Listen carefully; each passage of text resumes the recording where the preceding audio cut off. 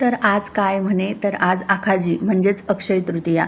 तर हॅलो, मी योगेश्वरी. अक्षय तृतीयाला लवकर उठून सगळी कामं आवरली पटापट. त्याच्यानंतर सकाळी चहाचा नाश्ता वगैरे झाला आणि रात्री डाळ भिजवायला टाकलेली होती. त्याच्यानंतर मग सगळं सारण रेडी केलं. नंतर मग इकडे बघू शकतात हळूहळू स्वयंपाकाला सुरुवात झाली. तर असं म्हणतात आखाजी खानदेशात प्रत्येक मुलीसाठी खूप खास सण असतो, कारण या दिवशी लग्न झालेल्या मुली माहेरी येतात, आपल्या आईवडिलांना भेटतात, मित्रमैत्रिणींसोबत गप्पा मारतात आणि जुन्या आठवणींना उजाळा देतात. या सणात नियमाच्या झाडाला झोके बांधले जातात आणि सगळ्या मुली मिळून झोके खेळतात. खानदेशी गाणी म्हटली जातात, जसं की आथानी कैरी तथानी कैरी, कैरी झोका खायव. हास्य विनोद होतो आणि सुखदुःखाच्या गोष्टी एकमेकींसोबत शेअर केल्या जातात. घरी आंब्याचा रस, पुरणपोळी आणि उन्हाळी वाळवणाचा नैवेद्य देवाला दाखवला जातो.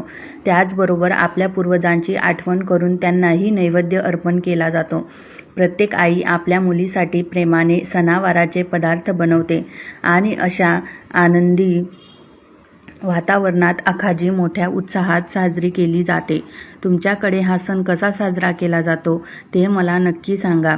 तर इथं माझं सगळं जेवण रेडी होतं. पुरणाचं ताट रेडी होतं, पुरणाची पोळी होती, आंब्याचा रस होता, सार भात आणि तळण होतं. नंतर जेवण करून थोडा वेळ रेस्ट केला. नंतर मग आम्ही बाहेर गेलो होतो. तर आज संडे असल्यामुळे आम्ही विचार केला की थोडं बाहेर जाऊन येऊ. ऑफकोर्स रात्री जेवणाचं काही बनवायचं नव्हतं, कारण की दुपारचं थोडंफार जे होतं तेच आम्ही खाल्लं होतं. नंतर तिकडून येताना मी वॉलपेपर आर्टला गेली होती, कारण मला माझ्या वॉलचं थोडं ट्रान्सफॉर्मेशन करायचं होतं. तर ते असं काहीसं केलं. रात्री आल्यानंतर आंबे खाल्ले आणि हो, तुम्हा सगळ्यांना आखाजीच्या खूप खूप शुभेच्छा. भेटू उद्या.